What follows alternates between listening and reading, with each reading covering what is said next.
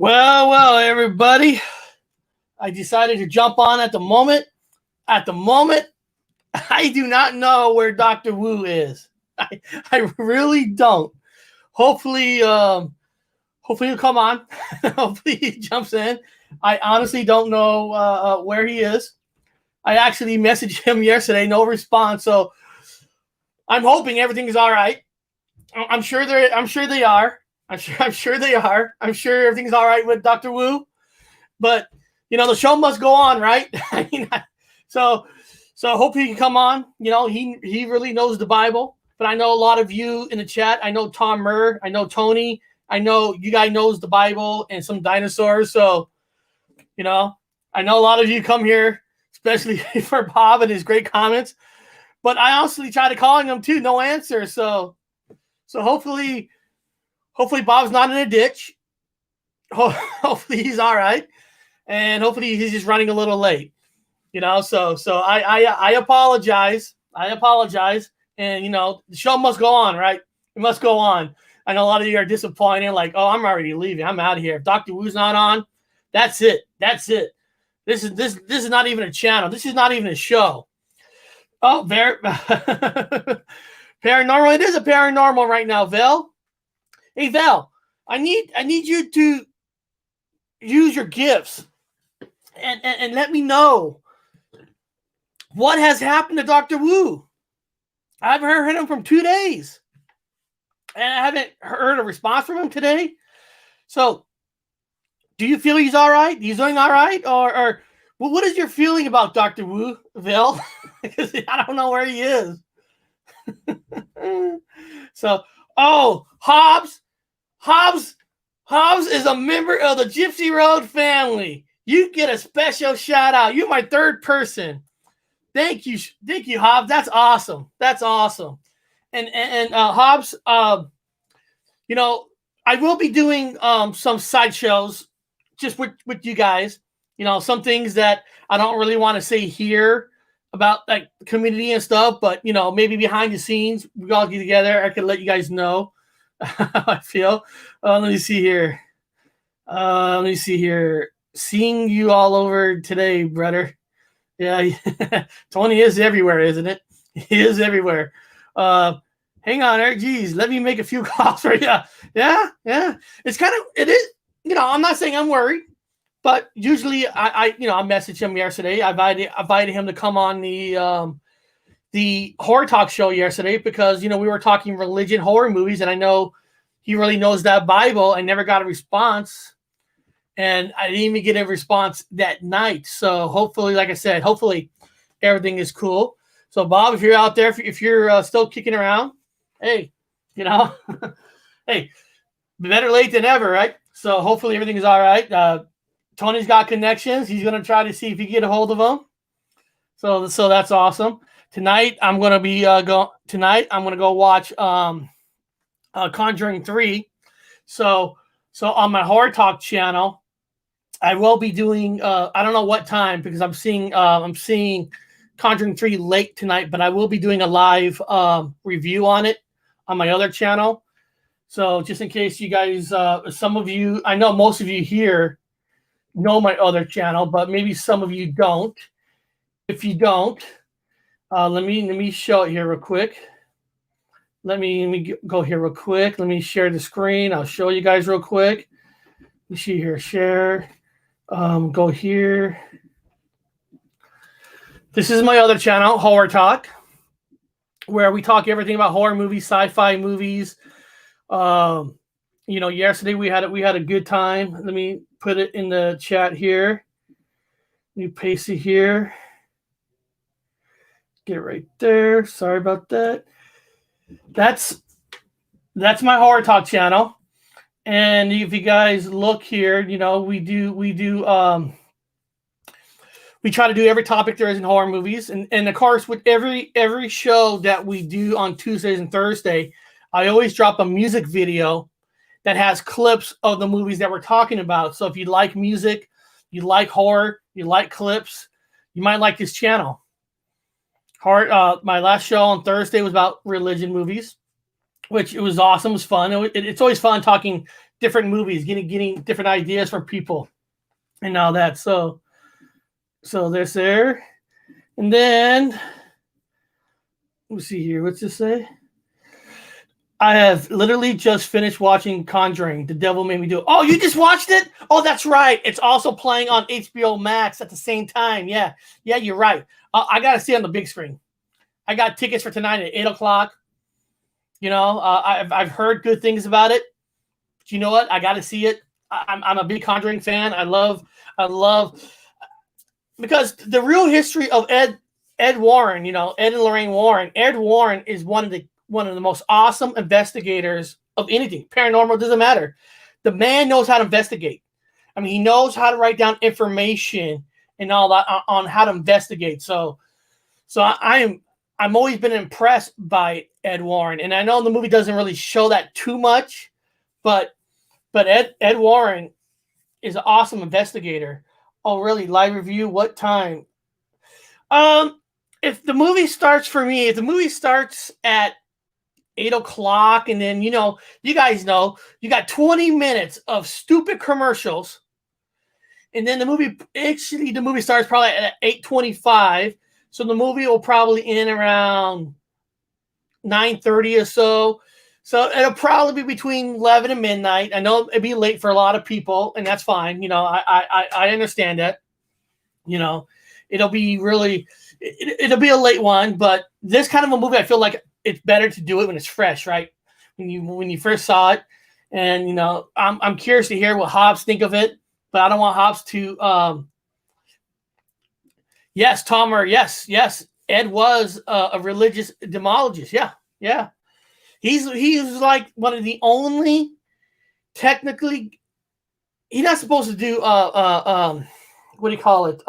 An exorcism, but he's one of the only religious demonologists that actually has done an exorcism, but technically they're not sanctioned by the church to do that. But I know he had no choice on a few cases. He had to do that. So the man is very educated. I mean, he's very educated, and also Ed Warren. Tom Murr. I mean, he's an American hero. He's a soldier. When it joined the service during the wartime and all that. So Ed Warren, in my book, is one of the best, coolest guys out there. And before we start showing the dinosaur stuff, I got to ask some of you in the chat. I don't know what kind of channels that everybody watches. Oh, guys, hold on. I think I see Dr. Wu. Hold on. Oh, is that Dr. Wu? Yeah, I'm sorry. I just got here. I rushed. Tom, Tony, Hobbs, should we let him off the hook, or should we put him behind the scenes? Should we let him off the hook? What do you guys think? Should we let him off the hook or keep him behind the scenes? I had some unforeseen circumstances that came up I had to take care of. I was like, God damn it. No, that's no problem. No problem. Yeah. We were just talking about real quick that I'm going to movies tonight to see The Conjuring 3. And we were just talking about it. And Tom and I, like I was telling everybody that I have always respected Ed Warren, because not just because he's a paranormal investigator, because the man knows how to investigate. He knows how to write notes. He knows how to research. Yeah. And Ed Warren was also, a lot of people don't know, he volunteered and joined the service country during wartime. Yeah, they're the best. He's not just you guys think of a dumb guy investigating. This guy was highly educated, American soldier, and he knows how to investigate and record and what you can do. And of course, we all know lately, for whatever reason, in certain communities now, people are telling you never do your own research anymore. It just blows my mind. Oh, Tony said, I told you, I made a few calls. Tony said he was looking for you. Yeah, he was contacting me. Get your ass on. What do you mean? Damn it. I'm late. Yeah, I got contacted. I'm here. And what's awesome, Bob? Yeah. Hobbs joined the Gypsy Road family. Very good. Welcome to the fam. He's got that little symbol, and he's got. Let me hit that pause. And he's using the paranormal effect emoji. Yep, that's awesome. That's awesome. At the end of the year, we're all going to drink Kool-Aid. We're going to fly out to South America with the family, and we're going to all have Kool-Aid. It's good stuff. You guys will drink it. So did you find that episode of X-Files? I did. I messaged you what season it was. Yeah, I watched it. I was like half asleep, but I watched it. But you know what? We'll save it until Mandela Effect comes in. Well, and if Mandela Effect doesn't come in, I thought maybe sometime next week we could do another Mandela Effect rewatch, and we could do the X-Files, that crime show that did a Mandela Effect. The TV version of it. Yeah. What? I forget. I know, right? I know, right? All right. If he doesn't come in, we can save it for next week. And of course, Tony tracked him down. Yeah. I just got off the helicopter, so Mandela Effect is here. Oh, Mandela Effect is here? Just got off the helicopter. He says Mandela Effect is here. I didn't see him in the chat. I don't know. We'll find out. But I don't know what was too what. If he's not here, we'll save it. But if not, it's not. It's okay. Stupid. It was so stupid. I know what you're saying because it's every episode's on Hulu, and I've been rewatching the X-Files from the beginning, and X-Files is a fantastic show, but when they brought it back, because they brought it back trying to see if they got a fan base still there, and when they brought it back, they made it so stupid.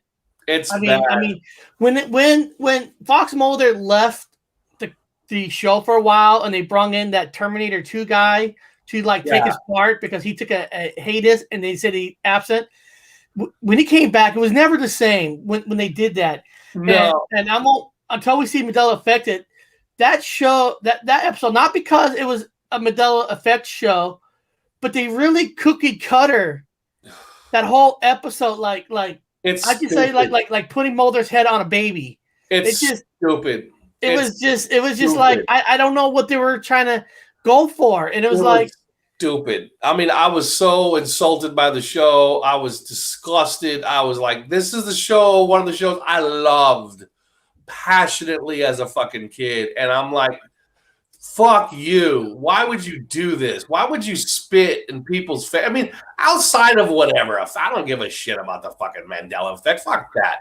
But the fact that they would do this show, any effect was, I mean, if they've done it with any paranormal or anything at all, because they've taken it seriously, and they've done a really good job in the past, even if it was bullshit, even if it was like the fly person or something silly, a person that turns into a snake and slimes into things, they do it well to make you almost want to believe it. But not this episode, not this one. Yeah, hey guys, we were talking about it's X-Files season 11, episode 4.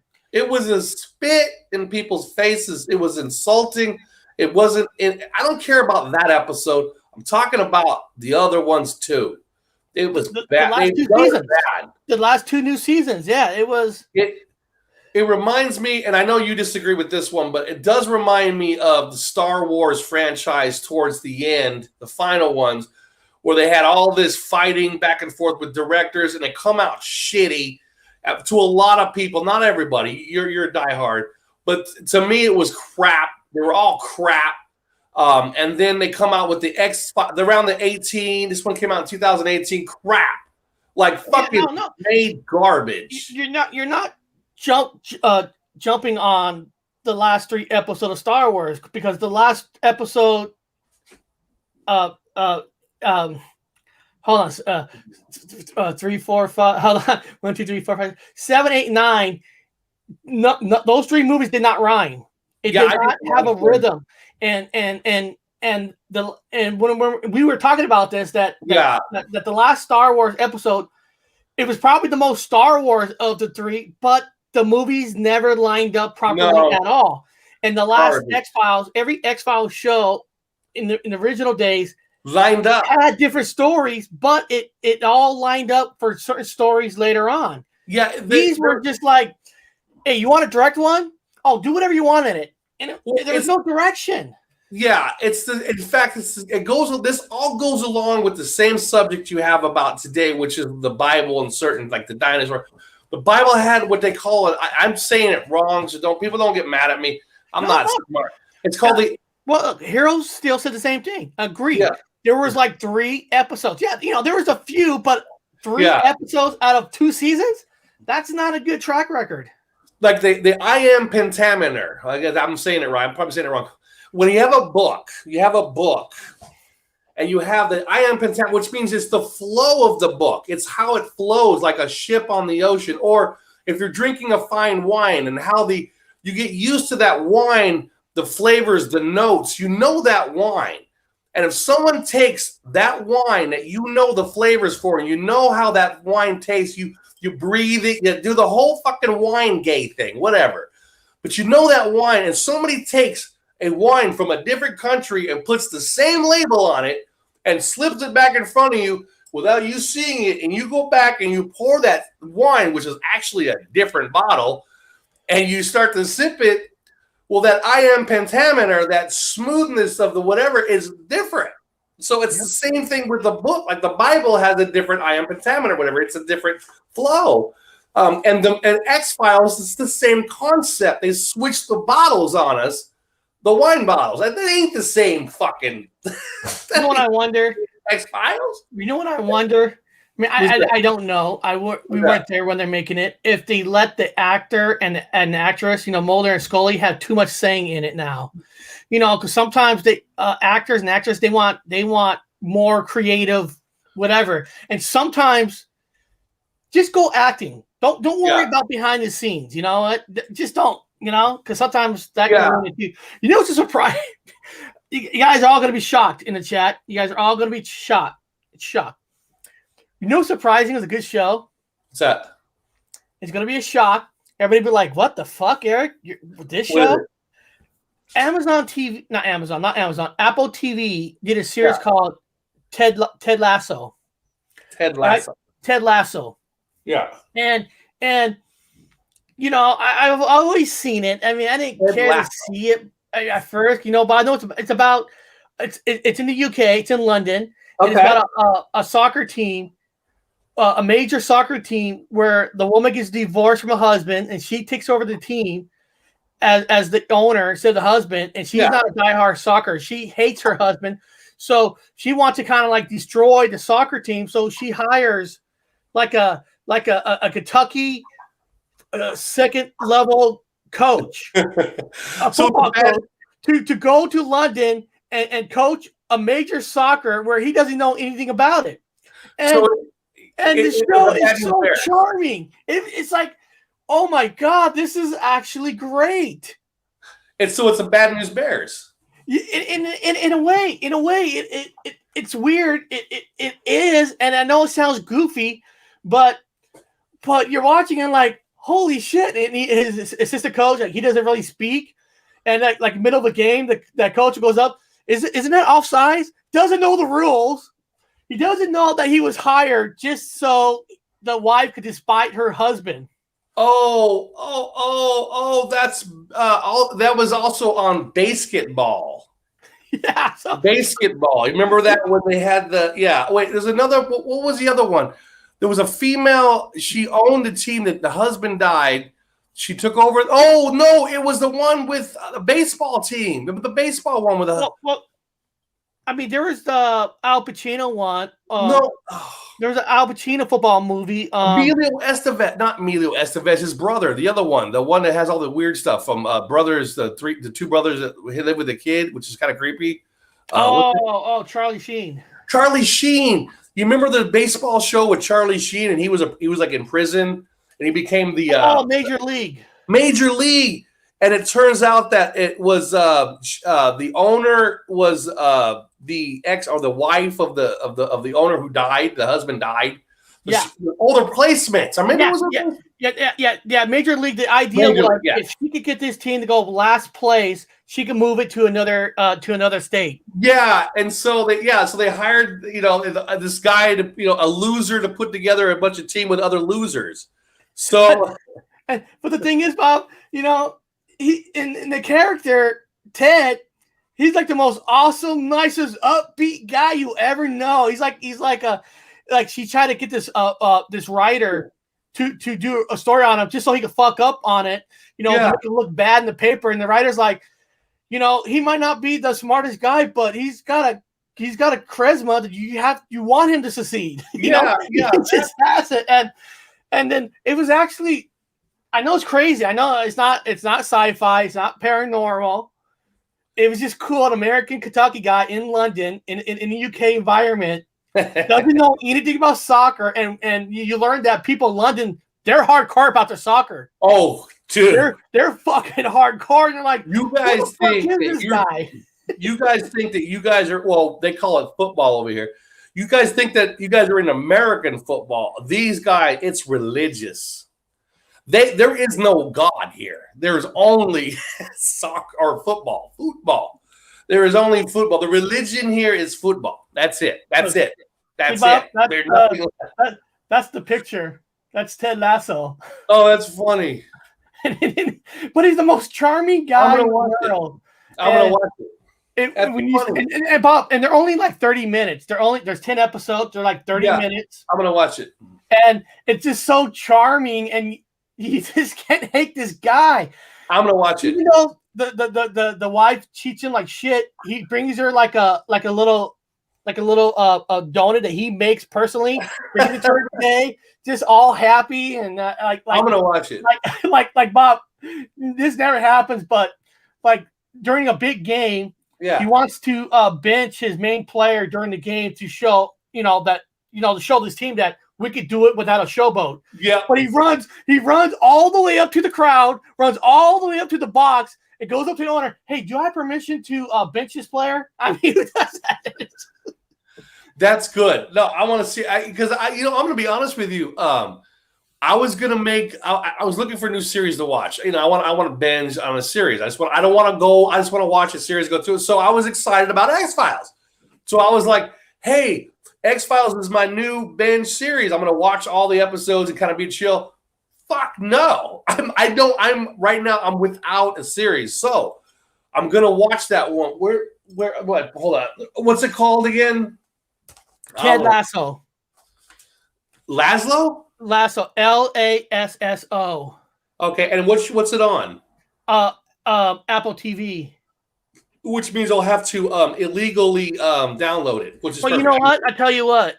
After the show, I could link up to 5 people because because when I got a computer to give me a free subscription, I'll send you an email. And I'm telling you, Bob. I know it sounds crazy, but they're short. You can watch in the background, and you know what? I tried watching in the background, but it hooks you in. Yes, I mean, this guy and his assistant coach. Yes. His assistant coach doesn't really say much. He just like agrees with them. He just like He's like he makes you play better by just being your friend in a way. Like I'm not gonna shit on you if you do bad. You can do it's like a reversal. It's just so. Yes, and it's cool for me because he's in London, an American Kentucky guy in London. Yeah, that's so I can associate with it. That's kind of like cool. I can kind of like put my own. Hey, I kind of feel that way, I'm gonna watch it now. A lot of people are like, and I agree. Like, I don't watch TV no more. It's all fucked up. Yeah, I'm with you. Believe me. So. When Eric suggests a show that has kind of there's no connection, there's no secret, whatever, just a regular something that a schmuck can just watch and relax.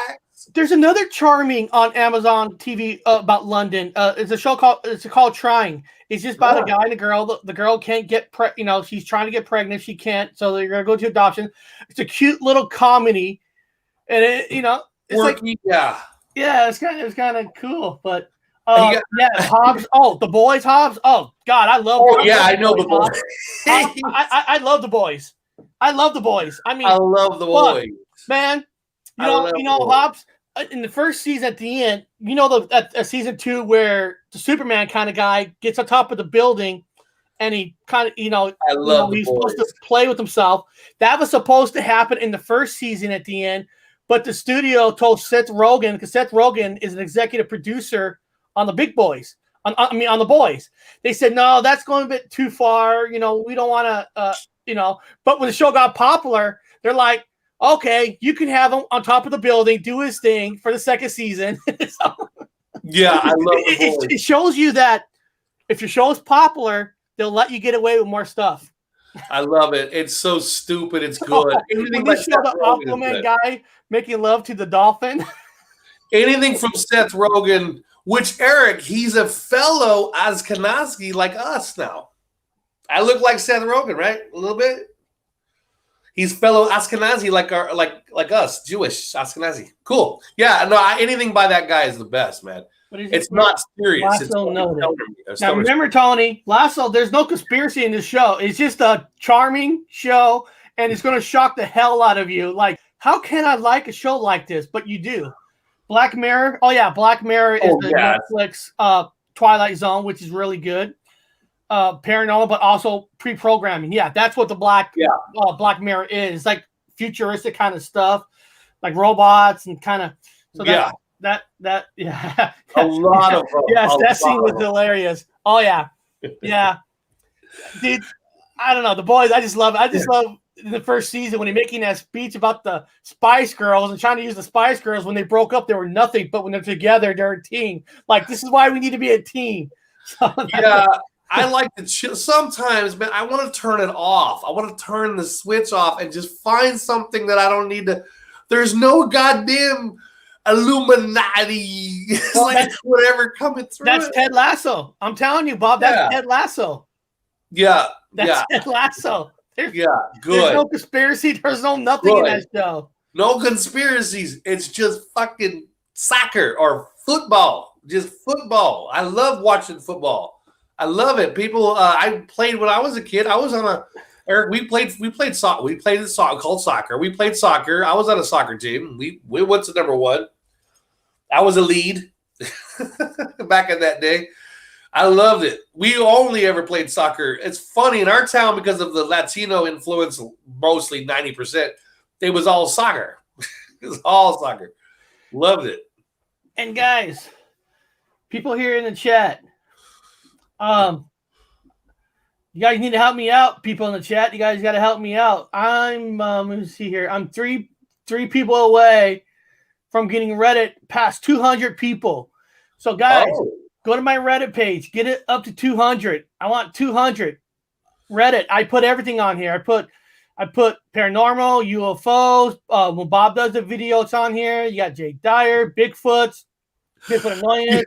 Just Comic-Con video. UFO got my horror talk. Just ask Tony. Tony, we need 3 more people. He'd be like, it's done. Like, here's a good story you guys might want to check out on my Reddit. Why the government went after porno for pyros. I didn't know that. Yeah, that's what I'm saying. There's good stuff that I find, and I think if it's worth it for people to hear, I put it on here. So that's cool. Yeah, so just go to my Reddit page and check out why the government went after porno for pyros. Yeah, I need to find some and send you a couple of myself. Put some on there. Or see, the thing is, Bob, this is the thing. Who's ever subscribed to this, any one of you could put one on there. Anybody. I'm going to do that. I'll put a couple of good ones on there. Yeah, anybody could put it on there. And then, of course, the only people that have permission to take it off is me. Yeah. And I have never had anybody put anything that's, wrong. Like Texas Danny's on here. Anybody can put stuff on here. Like this here. One of these videos, where is it? Not this one. Like, I know I am getting some people actually putting some stuff on here. Like right here. I am. This one here was posted by Desit Tovid Set 6. So I'm finally getting people to put some stuff on there too. It's been mostly me, but when you get enough people, anybody can put stuff on there. And guys, trust me, because if you guys go to other Reddit sites, all those fucking other Reddit sites, like those Mandela Effect ones, dude, they're all fucking assholes. Dude, you put something up on there, they all fucking attack you like they know everything. Yeah, I'm gonna go there. I'll whatever I put on yours, I'll go to another site and be the total asshole that I am, and then try to put it in there, and then debate them. Here, Hobbs did. I think I posted Dolly's braces residue a while ago. See, yeah, put it on there. Yeah. Put it on there. Yeah, because now I can't control other people to talk shit if they go on there, but it seems like everybody who's been on there on mine, all been cool. Yeah. But I'm just talking about the other ones, man. Yeah. I told you those stories, Bob. You put something, and I'll fucking attack you like they Yeah. all know. They all, you know, everybody's an expert on Mandela effect. They're all experts. And they're like, one guy, Eric, you can't use a personal and use the word Mandela effect. It doesn't count for personal. It has to be 1 million or more people. Really? What? That's probably that guy. It's probably the leader of Money for Fags, whatever you call it. I'm like, well, I'm like in the first, well, how am I supposed to? Okay, so like, Nah does some pretty good. He finds some Mandela effects himself, puts on his channel. Yeah. Well, am I supposed to say, Nah, hey, Nah, that's not a Mandela effect. You have to confirm it with 1 million people first. Also, guys, outside of the fucking whatever effects, you guys, anything paranormal, understand that Eric means any. He's just talking about other crews from other that debunk it. That's great. Whatever. It don't matter. Whatever. Ghosts, strange lights in the sky. I imagine we're going to have a lot more UFO stuff coming up. If you've got a private clip of a UFO, put it up there. If you yourself tape something weird, put it there. UFO radar. Anything. Not any paranormal effect. Anything. Well, Bob, look at this. This is our last show we did, Mandela effect on here. But then, look, UFO radar data. Yes, everybody. Ghost missing. This is Bigfoot. Only real UFOs, more Bigfoot. So here's Val's channel, her investigation. So like you said, there's everything on here. Yes. And here's the Hango on the Red Hot Chili Pepper song. Yeah. So there's everything on here. Yeah, I'm not a bit fan of the Mandela effect things. I'm just so sick of it. I want other paranormal. I'm outside of that box. I want other stuff. I want government conspiracy. I must have Bob, I must have pissed somebody off. Why? I went from 197 to 196. I need 4 people. Now you need 4 people. Make a phone call. You got them. You got 4 people. They're coming up right now. You guys, 4 of you now. You do something Gypsy Road. I don't care. You saw them now. You go to the Reddit site now. I dropped, what is this? Main subreddit of Mandelas they are assholes. They fucking are assholes. Oh my god, dude. I try talking to some of these people tricks. And when I share them a Mandela effect, like from our show, like, hey, this is what we did, and all they do is fucking attack you instead of like, well, have you even watched it? No, I don't watch garbage like your guys' stuff. Then why comment? You know? It's like, why comment? Garbage. Damn you. I'm so mad. I love people, man. Everybody's so pissy now. Everybody's pissy. It's like everybody's upset. I'm like, why? I know. Why the fuck are you upset? It's like, you know. Actually, I did some research. Because Bob, I'm not supposed to do research, but I actually did research. Because when I kept seeing mostly truther channels, saying that, you know, don't. One guy said, you know, don't educate yourself, don't go to college, don't research. But I was like, what? So I was thinking to myself, why are all this coming out like now? Right now. Well, so I did some research. I'm like, is it because of what happened during this last year with sickness or something? So I went and researched. Believe it or not, I know a lot of people had to stay home, but online schooling has went through the roof. More people, believe it or not, in a weird way, in this last year, more people are actually getting educated. It's weird. You know, you think, because you're thinking in your mind, less people because of you're staying home, but people are home, they're bored. Yeah. A lot of people were educating themselves to get higher degrees for better jobs. Yeah. So my theory is we're getting close no matter what, nothing's ever going to be the same exactly. But No. we're getting closer to the end of what's Yeah. been happening, right? We Yeah. are. I mean, it is. We're getting closer. I feel it too. Okay. And I feel that a lot of these truther channels don't want it to fully close. They won't say that. They won't say that because they have all grown because of what's happening. Yeah. And I think I'm serious about this.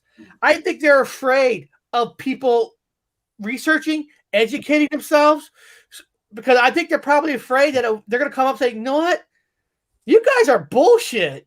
Yeah, you guys are wrong. Yeah. And I think they don't want educated people watching them, and they're afraid that some of their people are going to rise up and, like, I'm not saying schooling is all 100% correct. No. Don't get me wrong. We all know schooling doesn't tell the 100% truth, but you get your brain grows more you study on different things. You know, you get different ideas. You start to come up with your own. Yeah. It's called, common sense. You start developing your own common sense. Well, and I feel like these truther channels don't want people to have common sense anymore. It's boot camp. People describe to me, I don't believe in. Well, I said, you know what? I didn't like you have prerequisite classes you have to take, and they're not the things that I fucking enjoy at all. But it trains you to just get through it like boot camp. You get through it, and then you get your bad scores, you bring them up. It's a boot camp. Do you like boot camp? No, it sucks. Anybody ever say, oh, man, boot camp was the best days of my life? I loved it. I love getting someone spitting up in my face, yelling at me, calling me things, push-ups. Hate it. Nobody but you got through it. And it's the same thing with certain curriculums in colleges. You get through it. You know what a professor told Cicely once, because she did her schooling, and a professor told her, college is more than just giving you information. Yeah. What college is supposed to do is teach you the technique on how to do. You always hear you got to do a 20-page martial art report. You got to do a 25-page. You got this big thing you got to turn in. It's supposed to train you on how to do reports and how to study, get the information you need for the report, not necessarily having the accurate information. Well, it's teaching you on what the process. So when you're out in the real world, when you're out on a job, they would need you to do this, study this. You kind of know certain ways on how to do it. And so school is not technically about the learning information. Is about on how to do it. Yeah, I call it martial arts. It's martial arts. If anybody's ever been in a martial, Eric was in martial arts. My dad put us there because we were all asshole kids. Martial arts is a lot of discipline, and then you do your katas, right? And it's painstakingly, it's hard work, but all the stuff that builds up to the perfection that you have to do at the end. Also, when I went to college, after a certain grade level, I was able to have some status to argue. I didn't agree with a lot of the evolutionists. I fought with them. I fought with lots of professors. I had to know what was bad to know what's good. You need to hear the bad to know the good. You need to hear, if somebody's just telling you the same thing, you don't fucking know. You're just going to believe it. But you need to hear the bad to know the good. You need to see the black to see the white. You need to see everything. And they encourage arguing. Some professors don't, but you remind them that I always reminded them, hey, I'm paying you. I'm paying you money for this class. It's my right to fucking argue with you. And if I had a grade, I always went and see the professor about my grade every time. That's your opinion. My opinion, I always had it changed. Always had it changed because I didn't agree with them. I never agreed with them. And so I always had it. I had an argument for it. I went to their class. I said, guess what? I'm paying you. I don't believe what you said here is right. Mine is just as equally right. So they've always changed it. Yeah. So when I went to college, when I was working for the cable company, part of my college degree was for networking. Yeah. And we had to draw a diagram on how we would put the modems in a business and put everywhere. And I was like, oh, I already know how to do this because I've been doing it. but it wasn't about knowing how to do it. It's about drawing the diagram. So if you weren't there, somebody could pick it up. Said, "Oh, Eric wants it here. He wants it there. He wants it there. This is why he needs the modem over here, so it'll reach everywhere." So, up of the day. And then I like how to spot the fake awake. Yeah, that's yeah. Biddle Venom. He and I always like to bring it up. He and I were on a show with a gal. I'm not going to say her name, and I was on the show a couple of times. And Biddle Venom, I think he was on there too, and we were calling out these fucking fakes. He remembers. He and I were on a channel together, calling out these fucking frauds that were so bad. Yeah, you could call out the fakes. Thanks to education, higher education, no matter what it is, even if it's a trade school, even if you left high school, you went to diesel mechanic. You're a diesel. It doesn't matter. Trade school is still education. Higher education is after high school, no matter what it is. Yeah. Oh, sometimes trade schools is the best. Trade school, you go directly into the field you need to learn, and you bypass some other stuff that you don't even need for the field you're going into. Absolutely. College is better for when you're not 100% sure yet on what you want to do, because while you're getting your associates first and your bachelor, you can change it. Well, and you want to be able to compete, and also you want to be able to debate verbally and on the computer and on paper, writing wise. You want to be able to be an equal with them, because they're going to come at you in other ways. They're going to on pen and paper, or how they're going to write out their complete sentences in their whatever pentameter, and they're going to sound better than you, even though they're not, and they're stupid. You got to be able to express yourself. You got to be able to verbalize yourself and express stuff on word. And there's professors that hide in school. Like, remember in the movie, guys? Remember Cocktail, when Tom Cruise calls out that professor? If you're so good at business, then what are you doing here and not out there doing here? So I remember that. And you got professors like that who don't really have the experience, but they think since they're your teacher, they already know better than you. It's like, well, then why are you doing it? I had an archaeology professor that I had an argument with. Now, he was a professional student. He went from college to archaeology to he went from the doctorate, and he never left school. So then he went into the field, and he brought his books and stuff, whatever he can do in the field. Because now, when I was like, dude, now I came from the field, military, hunter, fisherman, camper. I've been in combat. I've been out in the bush. I came from the bush to the classroom. So when I got there, it was like, you're a pussy. We're out doing archaeology, and you're tiptoeing around with fucking nice shoes on, and you got gorillas walking. We were in East Timor. No joke, guys. We had gorillas, and people talking not hairy gorillas. We're talking like organized gorillas that were the militia marching by the archaeology group. I said, them guys have got big-ass machetes, and they don't give a shit if they kill us. And that professor was scared to death. I said, I'm going to go walk over to them. So before I did that, I said, remember those packs of cigarettes I told you to bring, those cartons of Marlboro? And give me a bottle of whiskey. I walked over there, 2 cartons of Marlboro, a bottle of whiskey. Hey, guys, drink up, have a great time. They didn't bother us no more. Well, remember? That's field work. Remember one of the Harry Potters? You know, you had a professor who pretends that he knows the art, how to fight and all that, and then when the fight happens, he runs away like a little shit. It's like, that's real life right there. People pretend they're somebody they're not. You talked a lot of shit in the classroom, but we got in the field is a whole different story.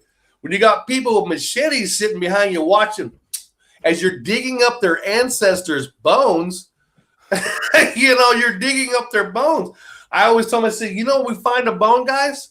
If you find a human bone, stop what you're doing. Do not pull that bone out.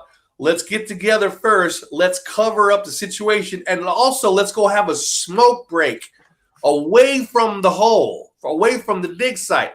Grab some booze, whatever. Go take the people and have a little bit of a sandwich time with some smokes and say, I'll get the bones out. I'll get the bones out. Dark arts teacher. Yep, that's the teacher. Yes. There's certain things you can do and you can't do in front of people, man. I mean, you can die. I was telling that professor, you don't know shit about real field work, do you? It takes about 100 cartons of Marlboros to get through Seas Canal. Yeah, okay, you know what? Okay. Yeah. Okay, somebody knows exactly what I'm talking about. Yeah, I told the professor before we went over there, he says, do I have any suggestions? I said, yeah, we're going to spend a little bit of our budget on a lot of cigarettes. Everybody in the archaeology group, I said, we go to duty free and we're going to buy the max amount of cartons of cigarettes you can have. They're like, well, we don't smoke. I don't give a fuck if you don't smoke. You're going to go in and buy the max amount of cartons of cigarettes, Marlboros. So everybody had a big bag of Marlboros when you got there. I said, now put them in a group because these are for trade. You understand? This will save our lives. And also pick up whiskey and anything else you can carry. Hey, good news, people. My Reddit went back to 197. So I got the one person back. Yes. That's funny. Reality of life, guys. Education. Education's a carton of cigarettes and a bottle of booze. Here we go. Hope you learned something. Well, let me see here. Let me add this. Now, dinosaurs. Are there dinosaurs in the Bible? Hold on a second. Okay.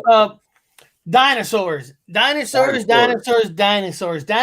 was once this big thing that ruled this planet. I found this video that you're seeing up here is a video about what they say in the Bible, what it is. So I thought I'd show this, and then we'll talk about what we think, what's the difference between like science versus the Bible. But before that, I did put up here. Let me remove this for a second. I did put. I should have done it last night, but I didn't. So it's my fault. But I did put up a voting tab, and that's not the voting tab right there. That's the wrong share screen. Let me find the real screen. Here we go. I did put up where you can actually vote here, and I actually did put this in the beginning of the chat, where if you still want to go in there and vote, you can. Here, this is the link down here. It's the beginning of the page where you can go in here still. You can vote. And the question I put up there is very simple. What do you believe on what happened to the dinosaurs? Now, there's not like a whole lot of stuff. So there's only 5 things that I put on here. So the number one thing that I read that they talk about is some people believe it was climate change. Okay. Another one you can vote for is impact of a massive comet or asteroid, which we all heard that one a lot. And then apparently there has been evidence shows that the planet slowly became cooler. So basically saying the dinosaurs need more heat because the planet became cooler. Now, I don't understand why the article don't become cooler as part of climate change, but it was separated. So I kept it on here separated. And of course, there's some people believe it never existed, even in the first place. And then I added aliens hunt down the dinosaurs like a predator. Like they came here and they took care of them. Now, of course, with this, there's no right or wrong, answer what we believe, because we never going to fully know unless we are there. Now, people voting for never exist. Personally, I believe they existed because I don't believe these bones are just made up.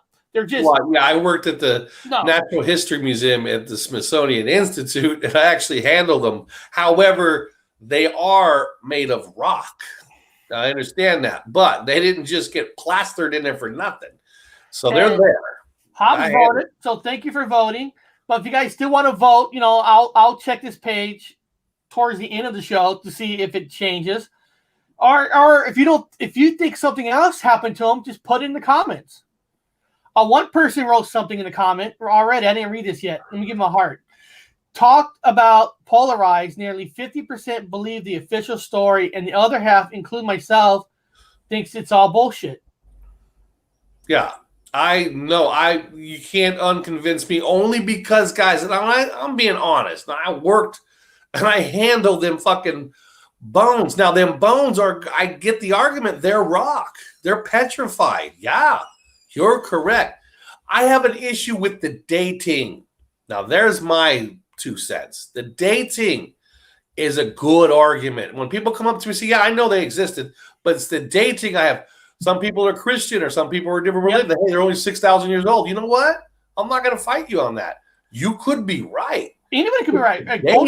Both good and wrong. Yeah, I think they are bones of giants rearranged from the idiots in the museum. Okay.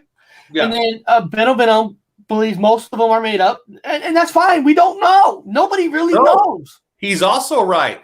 I have found they did make up bones. And Tony wrote, I read all bones on display are totally made up with explanation that the real ones are radioactive and dangerous.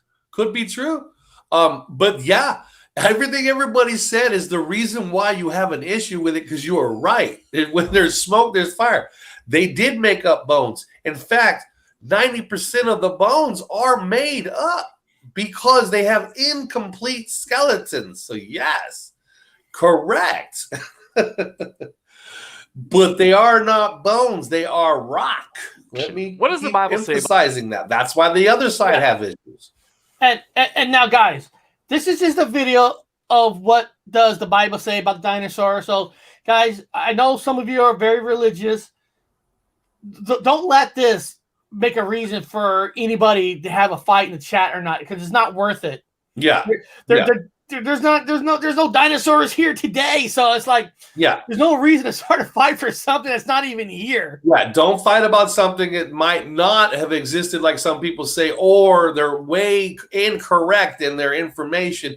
Don't fight about information it's like fighting over NASA information. Okay, all of you that watch our show are pretty much skeptical about NASA, as you should be. Some things are true, some things are bullshit. So don't waste your energy on it. Exactly, Tom. Yeah. Take it all with a grain of salt. That's it. People get hung up on literally You're right. Yeah. People get hung up, and it's just like I like hearing it. I like to hear theories, but at the end of the day, what do I give a fuck if dinosaurs are real or not? You're not here today. It's not going to change my life. Hear the wrong theory, so you can I like this. This is Peter. Yeah. Never met a dinosaur, so I don't care. Yeah, that's about right. What is this one? I think with the times we are. You have to be open-minded and question everything. Everything's alive. Exactly, but everything. But Yankee fan. But if you're a truther, you're not supposed to question anything anymore. If you're a truther, you have to just take what the host tells you. Listen to what the truther host tells you. Okay. Let's hear what this guy says. All right. About dinosaurs. Are there dinosaurs in the Bible? In this video, we'll see what the Bible has to say. And afterwards, I point you some helpful resources. So stick around to the end. Community over the age of the earth, the proper interpretation of Genesis, and how to interpret the physical evidences we find all around. Hold on, did I go too far? Within the Christian community over the age of the earth, the proper interpretation of Genesis, and how to interpret the physical evidences we find all around us. Those who believe in an older age for the earth tend to agree that the Bible does not mention dinosaurs because, according to their paradigm, dinosaurs died out millions of years before the first man ever walked the earth. The men who wrote the Bible could not have seen living dinosaurs. Those who believe I want to go further, but I did like, when he's saying that dinosaur never walked along with dinosaurs. So actually, I'm gonna have to debunk him, and they have mentioned dinosaurs in the Bible. Well, that's fine. It's fine. Yeah. Say that. Let's hear him, and then you can say what you read. This is perfect. Yeah. This is why we do this. This is why we have this conversation. Yes. In a younger age for the earth tend to agree that the Bible does mention dinosaurs, although it never actually uses the word dinosaur. Instead, it uses the Hebrew word ta'in, which is translated a few different ways in our English Bibles. Yeah. Sometimes it's sea monster, and sometimes it's serpent. It's most commonly translated dragon. The ta'in appear to have been some sort of giant reptile. These creatures are mentioned nearly 30 times in the Old Testament and were found both on land and in water. In addition to mentioning these giant reptiles, the Bible describes a couple of creatures in such such a way that scholars believe that the writers may have been describing dinosaurs. The behemoth is said to be the mightiest of all of God's creatures, a giant whose tail is likened to a cedar tree. Some scholars have tried to identify the behemoth as either an elephant or a hippopotamus. Others point out that elephants and hippopotamuses have very thin tails, nothing comparable to a cedar tree. Dinosaurs like the Brachiosaurus and the Diplodocus, on the other hand, had huge tails, which could easily be compared to a cedar tree. Nearly every ancient civilization has some sort of art depicting giant reptilian creatures. Petroglyphs, artifacts, and even little clay figurines found in North America resemble modern depictions of dinosaurs. Rock carvings in South America depict men riding Diplodocus-like creatures, and amazingly bear the familiar images of Triceratops-like, Pterodactyl-like, and Tyrannosaurus rex-like creatures. Roman mosaics, Mayan pottery, Babylonian city walls all testify to man's transcultural, geographically unbounded fascination with these creatures. Somber accounts like those of Marco Polo's Emilioni mingled with fantastic tales of treasure-hoarding beast. In addition to the substantial amount of anthropic and historical evidences for the coexistence of dinosaurs and man, there are physical evidences, like the fossilized footprints of humans and dinosaurs found together in North America and West Central Asia. So, are there dinosaurs in the Bible? The matter is far from settled. It depends on how you interpret the available evidences and how you view the world around you. If the Bible is interpreted literally, a young earth interpretation will result, and the idea that dinosaurs and man coexisted can be accepted. If dinosaurs and human beings coexisted, what happened to the dinosaurs? While the Bible does not discuss the issue, dinosaurs likely died out sometime after the flood due to a combination of dramatic environmental shifts and the fact that they were relentlessly hunted to extinction by man. Hungry for more? Subscribe so you don't miss the next. All right. So Yeah. So what do you think of hearing him about the Bible and stuff? What's your point? Yeah, so he talked about Leviathan. Hold on. No, not Leviathan. That's the other one. So there's two different types. Let me get a little bit scholarly here, guys. And everything I say is up for debate and debunk. Throw it away if you want. That's what I'm talking about. Okay, so in the book of Job. Okay, so the book of Job, God, obviously, God, man, obviously the world. Okay, so in the book of Job is where he got the story from. Okay, let me talk about the book of Job. Now, the book of Job talks about what they talk about is could be defined as a dinosaur, which is hold on, trying to get the thingy here. 1 second. You got Leviathan. And where are you at? Hold on, no, I'm sorry, Eric. Sorry. No, it's fine. Okay. Anyway, hold on. Give me a second. I've even got them in the book. So let me just go straight from the source. Let's just do it from the fucking. This is the King James Version Bible, the 1900s version. You got to be real clear with that because whatever camp you come from, make sure you know which one it is. So this one's out of Job 40:15. So everyone open up your Torahs and go to Job 40:15. So let's go 40 and 15. I'm going to take it from what I call the anthropological source of the whatever stories of the dinosaurs in the Bible. Let's take it from the Bible instead of some asshole on the fucking camera. Let's go over the book of Job. Now, the book of Job is about an individual that had everything. Obviously, he had 7 sons. There's a 7. And he had 3 daughters. Whatever. He had perfectly everything. So in this story, and this individual is not Jewish, by the way. He's not even anything. He's just somebody that's not described. Bob, you gotta slow down. You're freaking out Tom Murr. He said Bob with no glasses is freaking me out, man. Yeah, I know. So anyway, the book of Job, it's about an individual that God made not a wager, but he took everything away from because one of his sons of the 7 sons he had was Satan.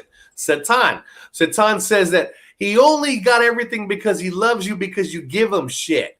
As soon as you take it away, I bet he hates you, Pop. So anyway, within the story of Yahweh, God allows Satan to take everything away from him. Now, I'm giving you guys context. It'll go to the dinosaurs in a second. So within the story of the book of Job, it's like a story. It's not like it's a story. So he takes away everything from Job. He takes all his riches and everything away, kills his son Job's 7 sons are fucking wasted. His daughters are killed. Everybody's killed. He's cursed with boils. So everything has been taken away from him to see if he still loves God. And in the end, of course, he still loves God. Now, meanwhile, the whole concept is about the word of justice, about rules and regulations. Why would God take away from people and give others other things? Why would he take away in these group and make them suffer while the other ones get shit? It makes no sense. So they were trying to make sense of what God and what justice is about and who's to deserve and who doesn't. So in the process, Job got everything taken away from zero again. I know how that fucking feels, to see if you still love God. I got no problem with them. I got a backpack. I'm fucking fine. I got 2 feet. I'm still moving. Anyway, concept. Now, in the story, God's talking to Job. Okay, so there we go. God describes the forest. He describes everything. He describes everything. Now, Eric, I'm going to read this. He describes a lot of things to Job. He's talking about the animals in the forest that he made. Okay, a whole group of them. So let's go to Job 40:15. We'll take it from the horse's mouth. Here we go. Behold now, behemoth, Eric, a behemoth. That's what he talked about with the tail as big as a tree fucking branch, or big as a tree itself, his tail. Okay, behold now the behemoth, which I made with thee. He eateth grass as an ox. Lo now, his strength is in his loins. That means he's got big ass balls. and his force is in the navel of his belly. He moveth his tail like a cedar. The sinews of his stones are wrapped together. Wow.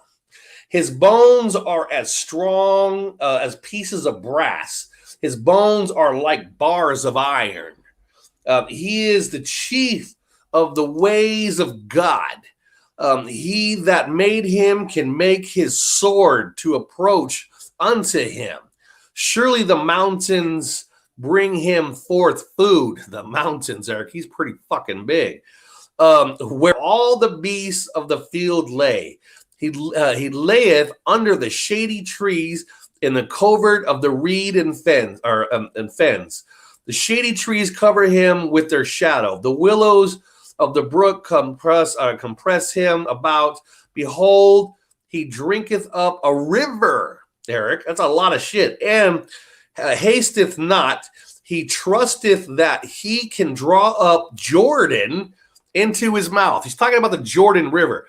That's a big ass river. He can draw it up into his mouth. Okay, that's big. Okay, that's big. He taketh it with his eyes. His nose pierced through the snares. Now he also has other attributes. Let me go to real fast to this is a fun one. 39, which is Job's 39:9. This is kind of silly. Will the unicorn be willing to serve thee, or abide by thy crib? It also talks about in the same valley, Eric, as the dinosaurs.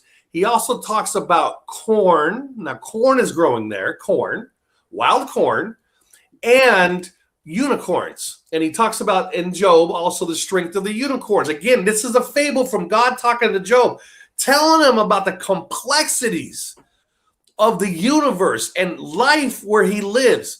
God, in other words, what he's trying to say to Job is, I got a lot of shit on my plate. A lot of people die and a lot of people live. In this case, he's talking about the animals. This behemoth will take life smaller than him because he's monstrous. He takes life because he's got to eat. He drinks from the river because he's got to drink.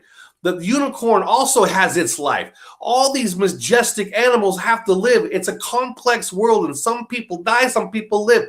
Some animals die for other animals to live. So this whole thing is about this large beast.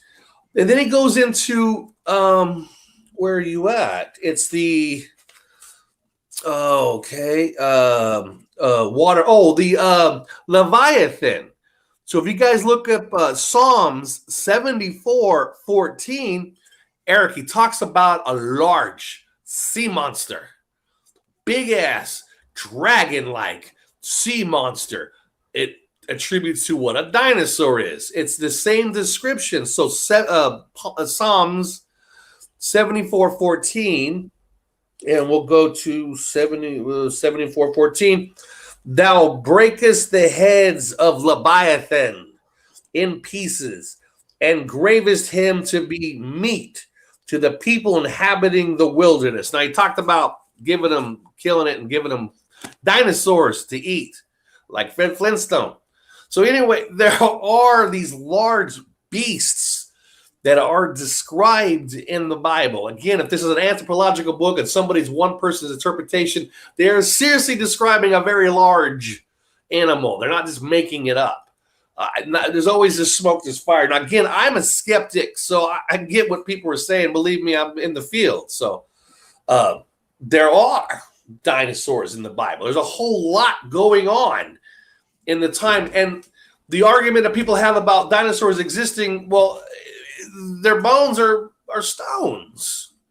So they're petrified. So they have to do a electrical whatevers, and they do a kind of a radioactive check on the rock that it had seemed to have been embedded into the bone, and then it turned into a full petrified whatever, blah, blah, blah, blah, blah. And that's where they get their answer. And so they're assuming it's certain, they're comparing it to the rock over here in context of this is 3 billion years old, and then this bone is 3 billion years old. But there's a lot of argument about that, because we did, in fact, have, and not a myth, it's a fact, a great flood. There was one. Evidence for it all over the goddamn back of this turtle. There was one. So if you had a great flood and then things were moved about and crushed down with certain sediments, you could have petrification happen at the same time. Then you might, in fact, have bones that are 6,000 years old. So they might have been around before the flood.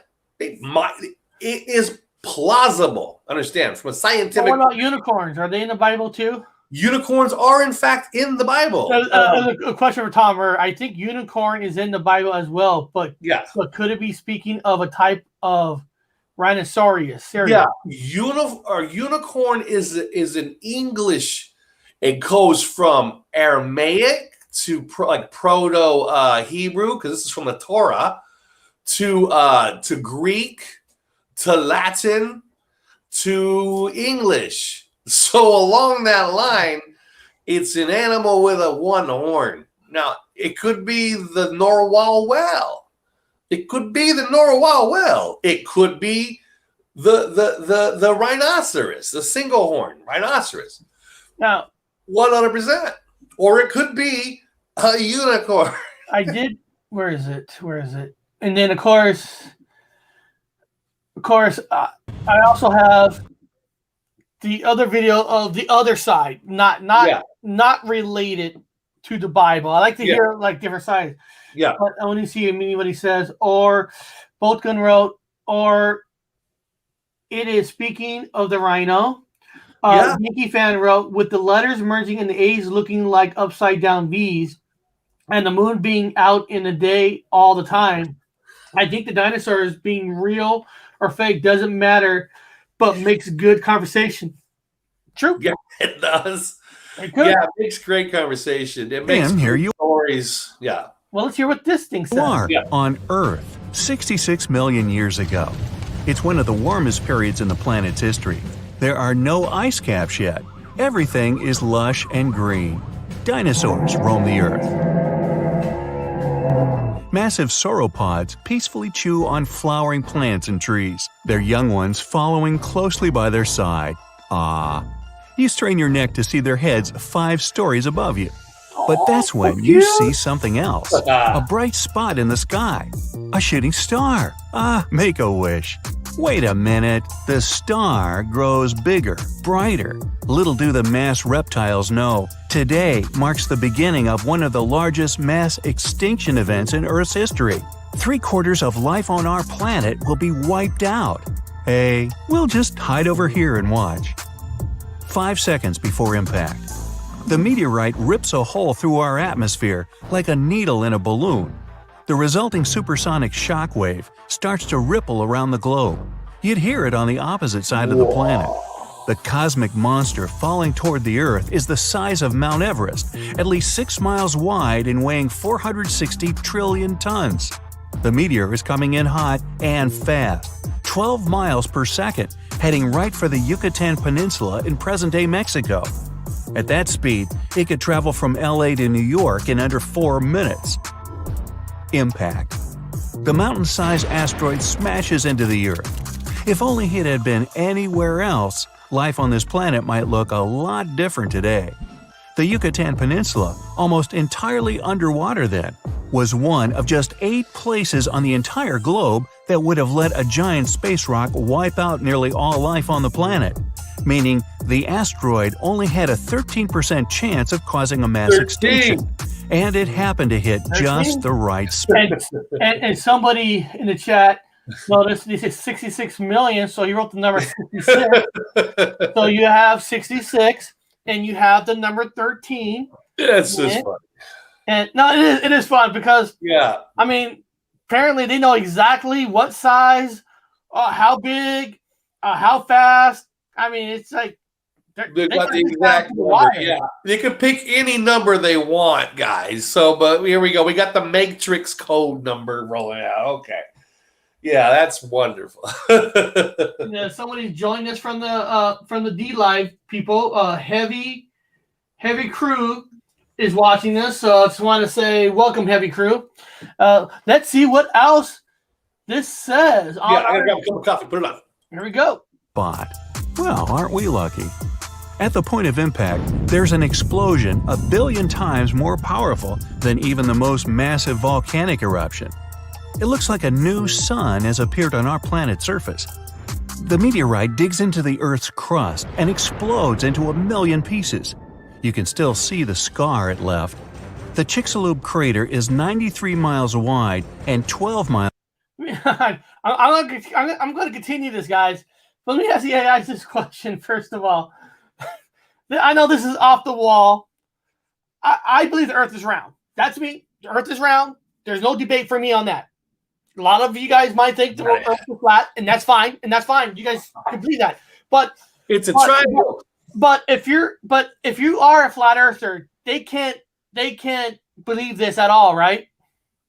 Yeah, they can, especially So actually, no matter. Yeah, they can. Yeah, they can. The only reason I asked that because we know some people are flat earthers, and there's nothing wrong with them. They're great people, but it seems like when I hear conversations on the flat Earth side, they poo-poo anything that hits the Earth. Well, they've got some kind of thing where it comes through the firmament gel. One of the theories is that it's a piece of broken glass from the firmament. They've got all kinds of, they got answers for everything. I mean, it's your camp. I'm not putting anybody down, but they do have an answer for everything. I'm like, okay, it's your comic book, man. Whatever you want to do. I don't recommend giving any money for that answer, but keep it and use it whatever you want. But they've got an answer for that. Yeah, and I'm not putting down anybody who thinks Earth's flat. You have every right to believe what you want, but I'm just curious because every time I hear flat Earther conversations, I always hear them poo-poo anything that deals with meteorites, and I'm always like, well, even if all the planets, the moon, the sun, even if that's all flat, it could be still hit by rocks. Or they've got flat earthers that have an answer for that. It's up into like they have a different. Anyway, they have like a gel. It's like a type of bubble gel, and it's in the water, and they actually have an answer. It's thought out. So that's why I'm going to give the flat earthers some kind of credit because somebody actually thought it out mathematically, and they have an answer. I'm not going to argue with them. And Hobbs, you said it exactly right. Yeah. For me, but the respect for both sides. Awesome. Yeah. Everything's a lie, and everybody's a liar. All of it's on the table, including its triangle shape. Benno Venom wrote something smart. Could be round, could be square, could be shaped as a potato. I added the potato. Yeah. Could be potato, but why does NASA fake so much? That's a good the question. That's a damn good question. I mean, Now that's the question we're talking about. well, it's always been a question, you know. Yeah. To me, it's always like, why do we need to lie about the first, in the first place? I mean, what benefit? You wouldn't have these questions or divisions if they didn't fake shit. That's correct. They caused the argument by fucking throwing out fakes. I'm like, it could be for money. It could be to one up the other country. It could be or it could be because they're hiding it's flat, or they could be a spaceship, or we could be on the back of a turtle, like I always say. I don't fucking know. Criminal wrote a good one too. He wrote it could actually be flat for some. After all, there's people who sees no Mandela effects. I mean, that's true. Or there's people who do see it, just don't give a shit about it, don't care. I mean, yeah, and that's fine. If somebody like someone I know people who knows there's ghosts exist. Yeah, they don't give a shit. They don't care. I mean, they just care about the ghost. They're like, I don't care if it's flat or round. It's just there's a ghost out there. Like I said, there's people who know their ghosts exist, but they don't care to research it. They don't care. It's like that old question. Does it change my life every day? I still gotta, Bob, at the end of the day, I still gotta make money to put food on the table. Yeah. All I say is believe in it, but don't give no money, or give nobody no money for it. You know what I'm saying? Don't give away money for that idea. That's all I'm trying to tell people. I don't care if you believe it's a fucking turd. I think it's a big ass turd. Don't go buying a turd shirt. Trademark experiment. Why they screwed the weather up so bad? Weed won't grow anymore. They will be in trouble. Don't matter the shape. It's hypological project. Yeah. Once you know their lies, then you're free from all their bullshit. Yeah. The thing is, AGM, we're never going to know the 100% truth, no matter what, until the day we die. I mean, like this, like when my wife about today or yesterday, the announcement, the government was going to come out about the UFOs, right? And my wife goes, are you excited to hear what they're going to say? And I told her, I go, all they're going to say is, yes, it's UFOs, because UFOs means unidentified flying objects. They're not going to admit that there's aliens. And guess what? They came out. Yes, the government does recognize it's about 160 or whatever it is, 160 aerial phenomenon of flying phenomenon, but they're not alien. And the coolest thing is I listen to Howard Stern still, and he made a comment like, well, if you identify 160 things in the air, well, then you still truly don't know if they're UFO or if they're aliens or not. So you can't come out and say, we do say there's 160 unidentified, but they're not aliens. Well, if you don't know what those are in the first place, then you can't come out and say they're not aliens. I don't think they're aliens either, but literally you don't know. How would you know? There's 100 different things it could be. It could be an insect. We don't undiscovered insect that come out of the ice. This is what like ATM wrote. He goes, true, Eric, is on faith. And that's the word that gets misplaced. Faith. Everything is faith. You got everything faith-based, 1,000% faith. It's up to you. Mandela effect is faith. It's a belief system. Paranormal is faith. It's a belief system. Everything in life is faith. Go on your gut. My taxes, all my taxes go right back to everybody to make this world better. That you got to have faith on that, because your money currency. Your tax money is being given to a guy so they can live in a luxury, drinking $1,000 wine bottles. All you have is faith. Financial system. It's all faith. Okay, like global warming or climate change is a myth. Faith. I don't know. I don't know. If a planet is going to be here for billions of years, it's going to go through different cycles. Yeah. Are we causing damage to Earth? Well, first of all, we call it not Americans. Human nature causes issues all over the world. Period. Are they hurting the planet? Well, I mean, I don't know if they're hurting the ozone. I can't tell you that for a fact. But I mean, yeah, they do kill crops. They do. What Bob? What island is it? There's an island I was studying.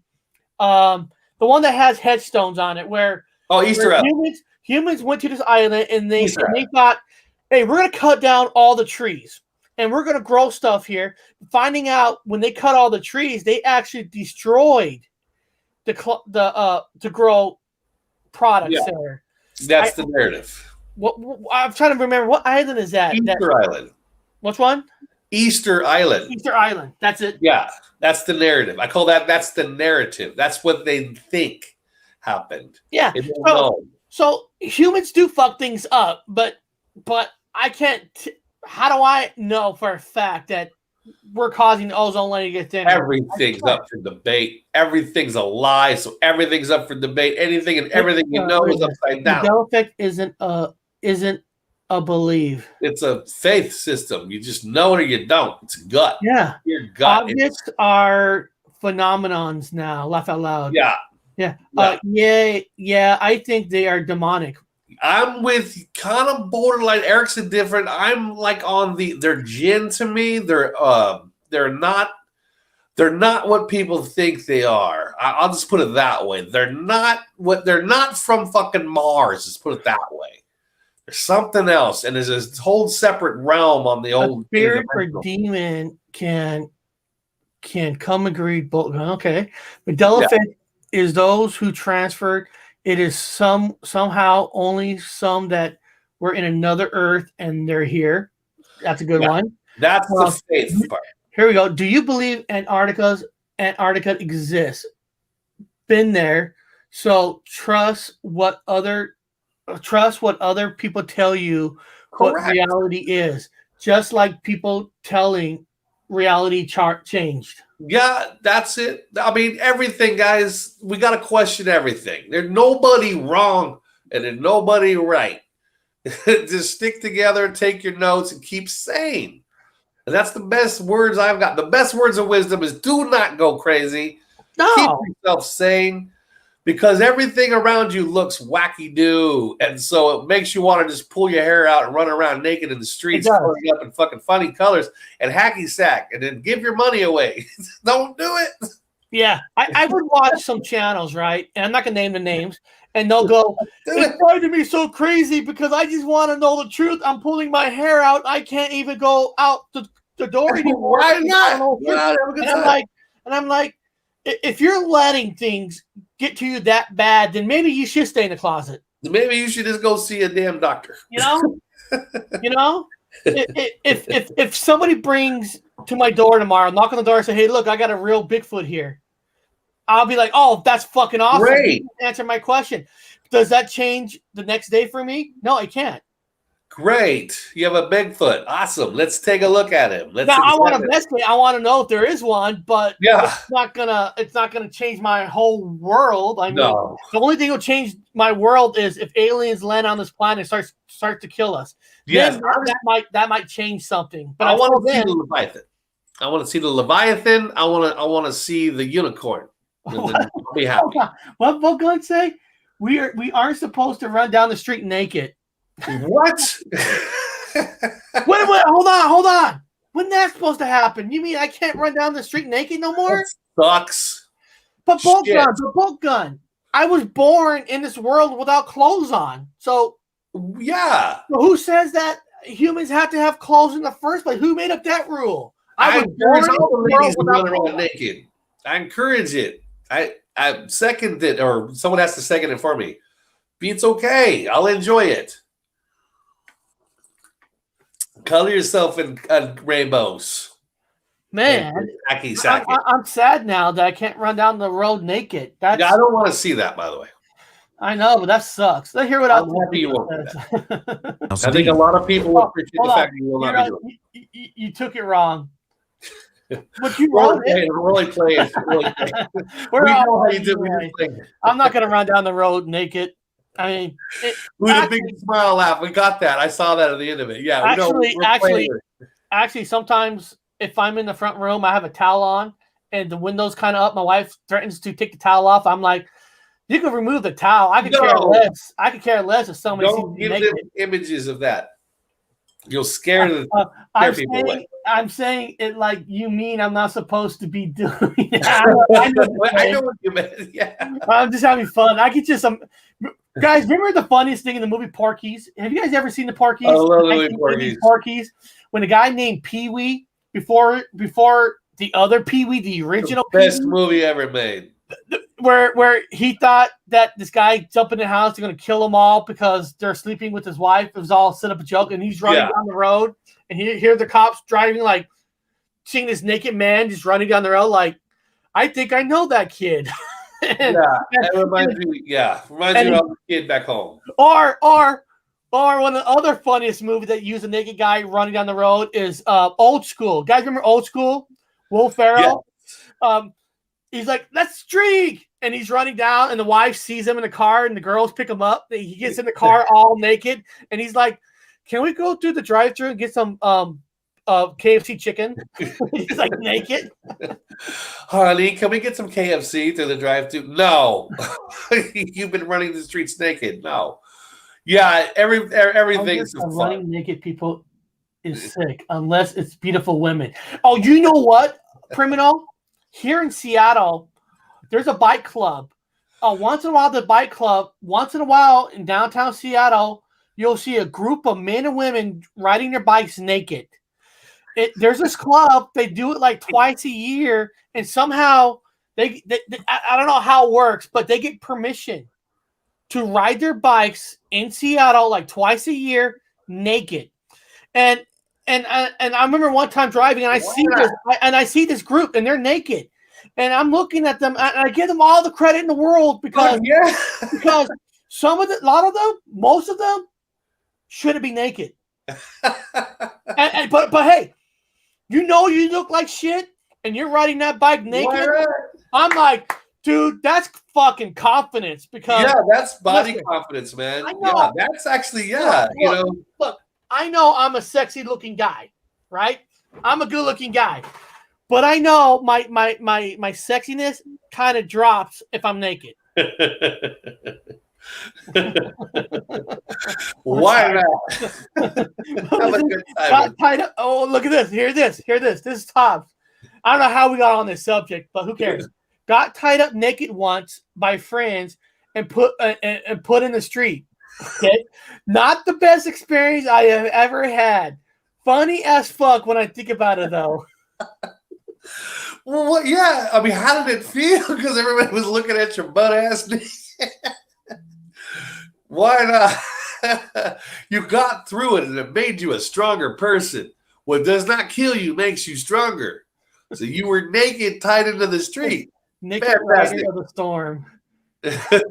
I'm serious. I don't know how they get away with it, but they can ride their bikes naked for a couple days a year. I don't know if it's a permit. I mean, how do you ask for a permit? Can we, as our group, ride our bikes naked in the city? But if somebody gave me the whatever leadership role and I had to like broker a peace, like the Middle East peace between like whatever is in Israel and all those fucking countries or whatever's. I would walk out there butt ass naked on the microphone and just talk to them all butt naked. Just it'll either shock all the countries into like what, or it'll make them all laugh and more comfortable. If I'm just, I'll come up with no image, no. I will portray nothing but my naked self with a microphone. I'll walk around. I'll drop some ass every once in a while. I'll do a helicopter for them. I'll do a helicopter going. Helicopter. I do a helicopter. I would negotiate a peace deal for the Middle East while doing the helicopter. Israel, stop firing that shit on the other people. I have to make a calendar for the ladies. Hello, ladies. Helicopter coming towards you, ladies. You know what, Bolt Gun? Hold on, Bolt Gun. You might have an idea. What if a good way to make money is if we get all of us together and take pictures of ourselves and put it on the calendar and sell it to people? Put clothes on. You think people will buy a calendar with myself, Bob, you say you pick a month. I don't know. You get October. Yeah. Tom you can have July. Venom, you can have January. Tony, you can have. Let me see. What's a good religion month for Tony? December. You can have Christmas. You think people buy a calendar with all of us on our own page on there, and you can do whatever pose you want. But we gotta respect the LBGT whatever fucking community. So it's gotta be an androgynous pose. You gotta be like Tony has to be like it's gotta be real half feminine, half masculine. You gotta appeal to everybody equally. The calendar sales. They would buy them for sure to keep the rats out of the barn. Or they use us like they use a scarecrow to scare the crows from the crowd. Put our books out, and then Hobbs wants February. That's cool. Tom Murr's in. I'm October. Tom Murr's in. He's in. I'm October. Okay, guys, I'll work on for next year to see if we can make a calendar. Here we go. It could fit the entire state of Vermont and 24 Burj Khalifas stacked on top of each other. Something that leaves a scar like that has global consequences. The Earth ripples. The shock wave spreads for thousands of miles. The air blasts flatten forests in a second. Everything within striking radius is set ablaze. Nothing survives ground zero. But that was just the beginning. Smaller fragments of the meteorite, as well as parts of the Earth displaced by the giant hole it dug, go ricocheting out, reaching as far as Canada. The sky lights up with fireballs. They smash into the surface as well. Dinosaurs that weren't in the blast radius run in panic, but they have nowhere to hide. It's only about to get worse. The shockwaves... No. I read somewhere about a theory that a meteorite has come from Mars and Jupiter's belt. Oh. Okay. Yeah, I don't know if some of you have heard that. Now, first of all, I guess if a meteorite hits the Earth, it can cause massive damage. Where God, we all saw the movie Armageddon, right? It took Bruce Willis to save us. Let me explain this to everybody what Eric's talking about. Okay, I'm going to explain this to the you people out there, to youths out there. Mars has 2 moons. Now, this is the narrative. Mars has 2 moons. One of them is called Phobos. Now, Phobos has a trajectory that's spiraling closer to Mars. As it gets closer to Mars, it hits a certain point in the upper spheres of Mars, and it tears itself apart where it becomes a ring. So Mars, after so many millions of years, Phobos breaks apart in its upper spheres and forms a ring. So supposedly, according to the literature, I've never fucking heard of it, but this is what it is now. Mars forms a ring from Phobos. Then over time, Eric, that ring reconnects itself back into, and it goes back outside, and it forms back into a moon called Phobos all over again. So Phobos goes in there, it gets torn apart like a blender, turns into a ring, and then it reforms itself back into whatever. Now, every once in a while, Phobos has that ring, or it turns into a ring, like you said, Eric, and some sort of a meteorite or asteroid will go through the belt of Mars, like a ping pong, or like a table. You're playing, boom, and it hits the other ball. The ball goes out, and then that ball goes towards Earth and crashes down into Earth from Mars, from Phobos that is transformed into a ring. At the time it is a ring, it shoots pieces towards Earth. And then as it's getting knocked like a billiard ball, it just gets knocked to the Earth. That's where they come from Mars. That's what the literature is, that it reforms itself back into. So technically, Phobos is getting smaller because it's losing particles as it gets knocked out of its ring around Mars. So if that explains what Eric's talking about, why some of them supposedly come from Mars. And this is according to NASA. There you go. Well, I found this page. It's called the top 10 weirdest dinosaurs extinction ideas. Oh, cool. So I thought we'll take a look. Of course, we'll just go straight to the numbers. Okay, well, I guess they don't put numbers on these. Ugh. Stupid. Well, this one says egg eating, whatever that is. Okay, egg eating. George Willen, an early 20th century pathologist, argued that the dinosaurs ate themselves into extinction. Oh, okay, they ate themselves. The ancestors of the fearsome Tyrannosaurus, he said, probably got their first impulse toward gigantism on a diet of soup-pod eggs, whatever. Even the most caring of dinosaurs, mothers couldn't stop the near constant depredation of egg-hungry carnivores. Winland conceded that monitor lizards and snakes may have consumed their share of embryonic dinosaurs too. Yeah. But Yale researchers ultimately concluded that protein feeders on dinosaurs' egg and young must be sought for amongst. Well, I'm not gonna read the rest. Basically, they're saying that dinosaurs ate their own eggs, so if they eat their own eggs, they can't. There's nowhere to reproduce because there's no more young ones because they all got eaten by the elders. Yeah, that could be it. Also, there's still an argument, and here's the newest buzz, that dinosaurs may have been, in fact, warm-blooded. So there was a theory that the climate got cold and had a cold winter from some sort of a maybe meteor or whatever cycle it always happens. And the Earth does its own little paleoclimatology switch out where it gets hot and cold, glaciers, no glaciers, where it got cold, but they were cold-blooded lizards, so they died out. But now they found out how, I don't fucking know, but maybe because they found feathers on them, and the fact that their feathers on them make them more of a warm-blooded. So if they're warm-blooded, all that's thrown out. So they're just like big-ass birds, and birds do get diseases, and they do get viruses.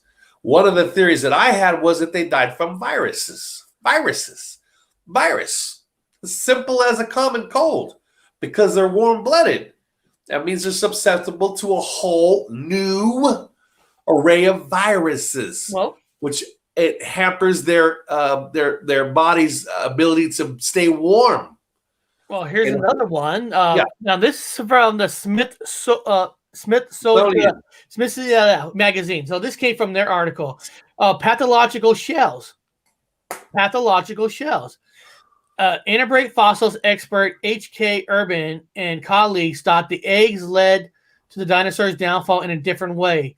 In 1979 paper, the researchers reported that fossilized dinosaurs' eggshell fragments found in southern France and the Spanish dry knees showed two sorts of disorders. Some had multiple shell layers, with others with pathological thin. Okay, either situation was lethal. Multi-layered eggs could have sufficient development to dinosaurs, while thin eggs easily broke or hydrated the embryos. Some sort of climate change spurred hormone changes in the dinosaurs. The researchers suggest the explanation didn't fit for all dinosaurs around the globe at the time. So I don't know. I guess some shells became too fragile to this, so they couldn't even hold together. They broke. Yeah. Which is, I'm going to throw a little bullet in that. But remember, everybody, they're not testing shells. They're testing petrified rock. So those shells will be whatever's in the substrate that context and put them wherever it was in the ground at. It's what it's made of. Kind of like Pompeii, when they poured the plaster where people had died, and they pulled the plaster out. You see a whole body, but that body is made of plaster with the skeleton inside. It's not the actual body. So the shells themselves are just prints that have filled in from, they become petrified, the rock. So it's hard for me to figure out how the fuck they're coming up with this information from testing rock. Now, believe me, people, I'm not just saying this. I worked at the Natural History Museum at the Smithsonian Institute. Eric knows it, in Washington, D.C. So I've looked at what they're talking about, and I said, that's a fucking rock. Are you going to tell me the density of a rock? So anyway, go ahead. No. Yeah. Like I said, these are just different theories. Now, this was Yeah, people are overactive glands. Go ahead. Okay, overactive glands. Baron Franz Nopkosa von Fizzle, whatever the fucking guy is, a Hungarian-born aristocrat and a spy. Oh, this guy's even a spy. Nice. One of the most popular characters in the field. Okay, blah, blah, blah. And the extinction theories were just unusual. Early in the 20th century, Nopka suggests that the shortage of food, a low power of resistance, and even diminished sex drive contribute to the minimum. So basically, since there's minimum of food, basically the dinosaurs, they weren't even horny no more. So they never had sex anymore. No. So if they don't have sex, there's no more baby dinosaurs. No baby dinosaurs. No babies. So I guess the moral of the story is we should go back in time and give them pure dark chocolate. My theory is the best theory ever that I fucking thought about when I was in school for archaeology. I fought with them, all them assholes, with all that stuff. I said, it's simple as this. Now I know it's true. Now I can go and it's on my bucket list. I know how the dinosaurs, they didn't die out. They didn't die. Well, some died out. Some didn't die. It's because now, you guys, those that remember, we had much, much, much more oxygen but in our world, but I'm mentally ill, so that's incorrect. Now you have 78% nitrogen. When you have such a low amount of oxygen, everything is small. Based off the studies they've done that I saw with my own fucking eye with a piranha. They pulled out a low oxygen fucking piranha living in South America, put it into a tank with high oxygen water. The piranha exploded in size. It kept growing and wouldn't stop growing in the fucking tank at the University of Washington that I saw with my own eye with the experiment. So anyway, the lower volume of oxygen made the dinosaurs, the next generation, was smaller to adapt to the fucking low oxygen.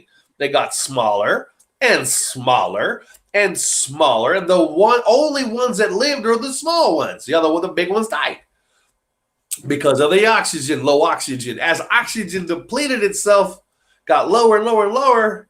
Now we're at 78%. Now you got little less birdies, little birds that used to be dinosaurs. Well, then over this next one, a span of time. Then this next one, evolutionary self-destruct.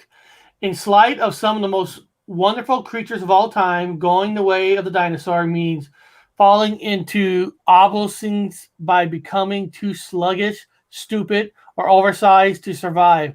Oh, that sounds like some of the truther channels. Oh, I'm sorry.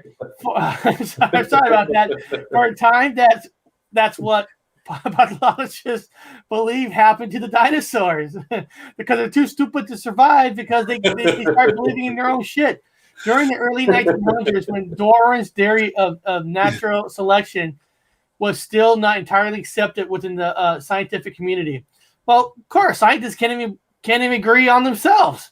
Many believe that the organism evolved. Oh, fuck that one. I like this one here. Next one's better. Too many males. Too many male dinosaurs, it says here. Too many males. Within the past decade, fertility specialist Sherman Seiber has repeatedly asserted that dinosaurs perished because they couldn't find mates. Okay. Seiber has speculated that much like present-day alligators and crocodiles, changes in external temperature could determine the sex of dinosaurs' embryos developing in their eggs. In this case, he had argued climate changes cause the volcanic activity. Joey, let's talk about volcanic here. Volcanic activity and asteroid impact could have skewed the global thermostat so that only one sex was produced. So basically, the world got warmer. Yeah. So the egg was only producing males. Yeah, well, it has everything. The climate itself, as basic as the climate, also affects the volume of oxygen and nitrogen in the air. It's always fluctuating. It's constantly fluctuating. They did core samples, and I know this from archaeology. They did core samples up in Antarctica, and well, back in my time, we used to have a northern fucking ice cap called the North Pole, but they did these ice cores, and they had noticed that the oxygen levels were much more higher as older it got. And then up lower, when you had volcanism happening, it got lower and lower and lower because it puts all this shit in the atmosphere. Makes sense, because Benno Venom wrote, I need oxygen, supersize myself. Exactly. Oxygen makes you bigger. CO2 grows stuff bigger too. Oxygen, well, yeah, CO2 for the plants. For the plants. Now, the plants need the CO2 to get big. And the bigger the plant is, the more oxygen it puts out. It's its byproduct. It's its poop. It's its farts. So the plants fart oxygen so we can breathe it, but they bring in CO2. So it depends on the climate. They're happy, we're sad. They're sad, we're happy. It's a give and take. The animals are the same kind of thing. Let me ask this last question. We got 10 minutes left. Forget the list. Let me ask this last question. It might be off the wall question. What is that? I know there's a lot of people in the chat that's read the Bible like yourself. Yeah. If we're to believe, I'm not saying it's real or not, God created the world, God created man, created woman. Yeah. If that's all true, then why would God create dinosaur before man? And you're talking about 66 million years before man has even put foot on the earth. So if the theory of God creating life, why would he create big creatures first? Well, you got to ask yourself the question of what you're talking about first. Because number one, it comes from... Interesting. Isn't that interesting? Yeah. Why would God create creatures first? Well, it's not that he didn't create man. Man wasn't there. He did create vertebrates. Okay, everyone understand here. Now, again, take what I say and throw it away. This is basic science 101. Probably wrong now. We all know everything's been changed. So, Eric, this could be wrong. I'm just telling you. Everybody think that's a good question. It's vertebrates. Okay, so get man out of your fucking mind. Everyone thinks that a guy just showed up made of mud. No, it's vertebrates first. Vertebrates come from the water first, not jellyfish. The vertebrates first. Vertebrates are what we all are as a family, or a living family. Vertebrates. Now, there was a specific vertebrae that had become what they say in evolution, man. So it was there with dinosaurs. You understand? It was not never there. It was always there. It was either big or small. We don't know. They don't fucking know. It could have been a dinosaur. It could have been, but a vertebrate first. So what you're saying is the first creatures to walk around were all vertebrates, which were all reptiles, because reptiles came from what originally was aquatic animals, and aquatic animals were in the water. So water, water fish, whatever you want to call in the water, whatever you want to shape it is, comes up out of the water. It only becomes one thing. It's the next evolutionary stage, which is reptiles. That includes vertebrates, which includes humans. So dinosaurs and humans they're the same. So what you want to say is you got to think about them as not being separate. You're thinking this is way back when. So vertebrates, not just dinosaurs. There's multiple vertebrates, which means spine, people. Okay, so from there, things had moved. If you're into the evolutional thing, according to literature, then it moves forward to what we would call the modern day animal, the bovine. Which a bovine and a human used to be, okay, as a joke goes, humans used to be Sleestack. Okay. If we kept the evolution going the way it was going to go, we would be Sleestack from Land of the Lost. Lizard people, or as everyone calls reptiles. Because if you take your brain and you cut it into a fucking slice, you're going to see a thing about a little round ball. It's called the lizard brain. Then it has the mammalian brain. There's 3 layers. Then you have the mammalian brain. That's the next step brain. Then you have the neo-mammalian brain, which is the one outside out. You have the 3 layers. That's what this is about anyway. But yeah, so we were reptiles. So to say that, well, how come they had the dinosaurs first and not the humans?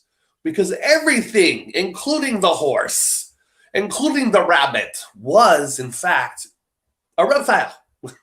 So everybody is a goddamn reptile, or was at one time, a reptile, according to evolutional literature. If you're into that thing, if you're into the Bible thing, well, then you were made from a handful of mud. Congratulations. It's basic. You don't need to worry about this shit. Take a break, have a fucking beer, smoke a joint.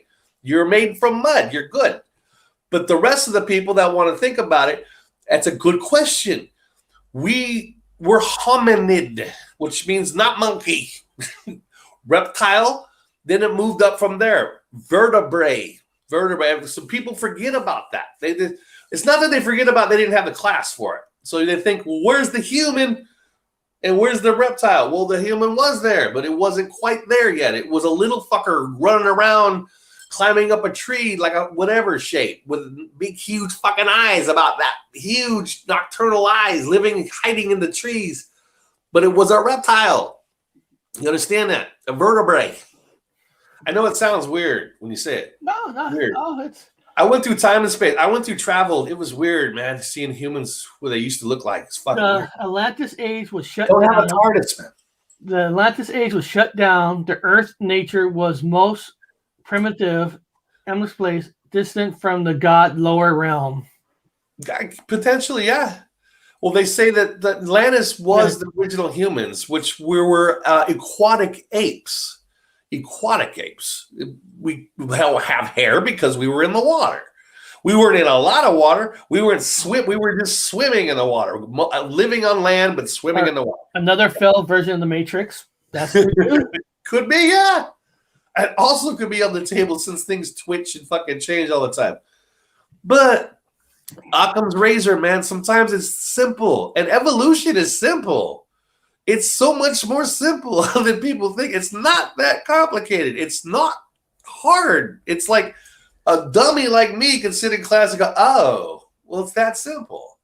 Well, then the argument comes: where does the vertebrae come from? How does something in the water form a vertebrae? Well, that's that easy too. I saw that anyway. You have you have basalt. Basalt is magnetic. You have a magnetic north and a magnetic south. And salt is high iron and it's magnetic. So certain sediments in the water, if you guys know about magnetism, will always point north. You could muddy up water and it has a lot of iron, and that water will always, like a needle on a compass, will point north. The metal will point north in the water. Always points north. So if you have messy sediment at the bottom and it falls inside of a small organism, if it gets trapped into a cell, if metal gets trapped in a liquid cell, it's going to force it north because it has no way to do anything. So it's like a boat. It's going to point north because of the magnetism of the basalt inside the cell. So that's where the first vertebrae came from, if you guys know what I'm talking about. It's from way back. I don't know if people know this. Anyway, I'm insane. No. So, guys, we're getting close to the end. I'll give you guys a hint on next week's stuff. I'm telling you, I don't know what day we're doing out. We're gonna do Lost Tribes again next week. About the Lost Tribes, the 13th Lost Tribe. I'll figure out what day they're doing on, and then we are gonna do another show on Scientology. Oh, they sent me some stuff here. I'm not going to show you what stuff they sent me. We're gonna check some stuff out that Scientology sent to me for free. So I got some interesting stuff here. This is for next week. This is Scientology again. Yay! Yeah. No disrespect to Scientologists. No. Doing an anthropological evaluation of some stuff they sent me. I thought we'd do it on air. Yes. I thought we'd do it on air, have fun. Yes. We'll get into the whole Scientology, and maybe we'll talk about some cults with Scientology, other cults. So that'll be a whole show. Yeah, maybe some people want to join. Maybe they want to go find out about Xenu. So say it's the ruler of Betos. Yeah. You know, I shared information that they sent me. So next week, Scientology. And then we are going to do another Mandela Effect rewatch. And like I said today, we'll do it on the full episode of the X-Files, and the other one was called fuck, I just had it here. Criminal Minds. Yeah, Criminal Minds. Criminal Minds, and I'll try to find whatever TV show talked about it, and I'll try to find it. So we're going to do a rewatch of some TV shows. So it's going to be for sure X-Files, Criminal Minds, and then I'll try to email Mandela Affected to see if he would want to come on with this. I know he doesn't do that. Yeah, but if he does, at least it'll be the X-File episode that he wanted you to see. Yeah. And we'll break the whole thing down with Criminal Minds and that. And I'll try to find, if any of you guys in the chat, seriously, if you guys know any other TV show, not movies, email me. I'm writing it here. Email me at gypsyroadeffect@email.com. gypsyroadeffect@email.com. Say, hey, Eric, this TV show also made an episode about the Mandela Effect. So we'll do a whole rewatch on these TV shows. I just know 2 of them. Yeah. I don't know anything else beyond the X-Files and Criminal Minds, but there might be other TV shows I have to research. Yeah. We'll find some other good ones. Don't worry. It's got a lot of fucking. Come up with some really good ones. And the Lost Tribe came from, again, we did a show a long time ago. Someone in the chat on Wednesday said, hey, you guys should do another Lost Tribe. And that's fine. We haven't touched that subject in a long time. About the 13th tribe. Who are they? Where are they? The biggest ones was, I know it was the Lost Tribes, also RH negatives, RH negative bloods, the history, all that fun stuff. Good question, Tomner. Why would they give anything away for free? Well, we'll see on that show when I do next week. We'll see what's in there and what their main goal is. That's correct. That's the thing. Why would they? Yeah. Why would they? Nobody does anything for free. Not anymore. Anything's for free. And they, according to that stamp, they spent $3 to send me that. Yeah. So we'll see on that, guys. Maybe midnight, I'll be doing a live show on the Conjuring 3 review.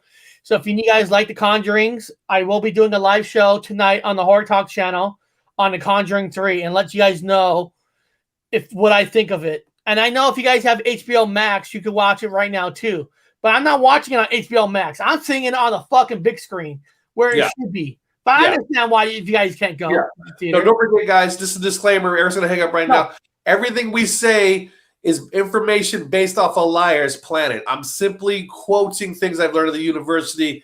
It's the narrative of the time, everything it is. So don't forget these things. Oh, it's that. No, Walt Gunn wrote, I thought there was 12 lost tribes. There's 12 known lost tribes, but there is a 13th one. And we'll talk about the 13th on our show. Absolutely. So technically, it did go up to 13. And I'll take a shot at it. Maybe I'll try to invite. I know lately he's not going on those shows, but I'll see if Black Sheep wants to come on. Shit. I'll send him an email. I can't make any promises. Yeah, Paul. Yeah, England. A lot of people in England have said I can't deal with no one. I don't blame them. Yeah, but I'll see if Black Sheep wants to come on to do the tribes with us. Yeah, good luck. He's got some fun knowledge on it, and I'll see what I can. And then, Tony, tonight if you want to, that's fine. I love,